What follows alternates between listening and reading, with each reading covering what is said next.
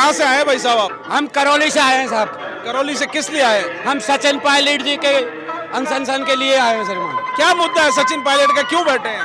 सचिन पायलट जी जो मुद्दे पे बैठे वो आपको पता, हमको पता, करप्शन के पास बैठे, करप्शन के लिए। नहीं, पर कांग्रेस पार्टी के जो प्रभारी हैं सुखजिंदर रंधावा वो इसे एंटी पार्टी बता रहे हैं। ये कोई एंटी भी नहीं है।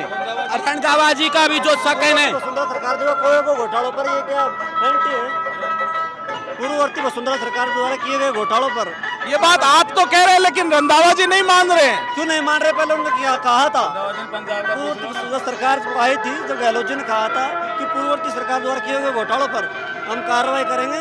उस पर कई साहब ने नवंबर में लेटर भी लिखा था पायलट साहब ने। उसके बाद भी वो कोई कार्रवाई नहीं हो पाई।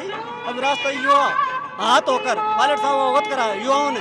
उसके पश्चात पायलट साहब ने ये धरना प्रदर्शन शुरू किया।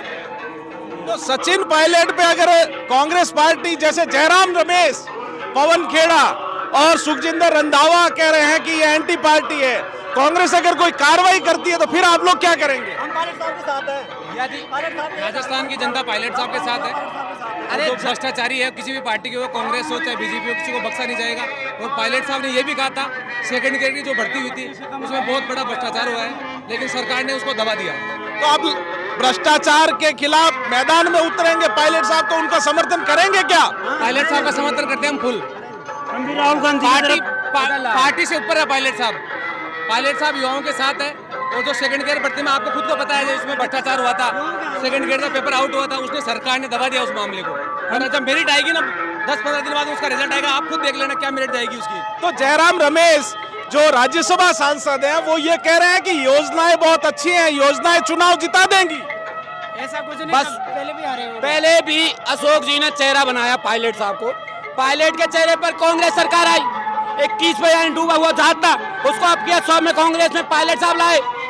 यदि रंधावा जी और कांग्रेस के हाईकमान के जो बैठे हुए हैं उनकी 100 सीट जब कांग्रेस की था, उनका मुख्यमंत्री बैठा हुआ था अशोक गहलोत, तो 25 सीट जो लोकसभा की चुनाव था उसमें क्यों हारे? उनका बच्चा ही हार गया।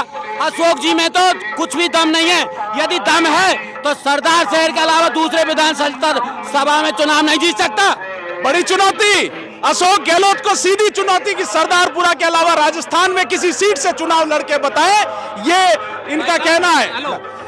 पायलट साहब कन्याकुमारी से लेकर केरल तक कहीं से भी चुनाव जीत जाए तो पायलट साहब चुनाव सीट निकाल सकते हैं और मोदी को टक्कर दे सकते हैं। यदि पायलट साहब को कमांड नहीं दी गई और यदि पायलट साहब की बात नहीं मानी गई, अशोक जी जो बोल रहे हैं काम किया है, 200 सीटों में से 2 सीट भी नहीं आएंगी। और जब पायलट साहब रहेगा ये 36 कौम, जिस तरह हनुमान जी के हृदय में राम लक्ष्मण थे ना, इसी तरह पायलट के हृदय में जनता, जनता के हृदय में पायलट है, पायलट के साथ में है पब्लिक। कम से कम पानी में दे सफाई बेशुमार।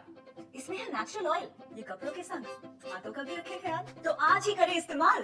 ओसवाल, ओसवाल, ओसवाल। ओसवाल, हर रिश्ते का रखे ख्याल।